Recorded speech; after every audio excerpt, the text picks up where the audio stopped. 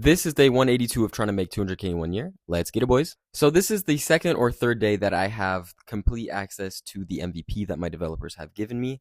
And it's the first day that I was able to really lock in and focus on trying to improve it. I've been looking at the workflow to make sure everything flows seamlessly, as well as looking for any exploits or bugs that need to be fixed. And it's been going really smooth, and I'm very happy with what my developers have given me because having something tangible and in my hands makes it a lot easier for me to find things that I want corrected or improved, or just add new things to what we have. Yesterday, I was able to give my developers the notes of my first impression from the first time I took a look at the MVP with it on my computer and in my hands. And today they've been working on those corrections. However, I do need to give them the fully finished, fully fleshed out list of the things and features and corrections and all that stuff. So stay tuned for that, because after that we can launch to our early access people and the testers of our app. So yeah, that's pretty much it for today, boys. Follow me on other socials. I post daily, and peace.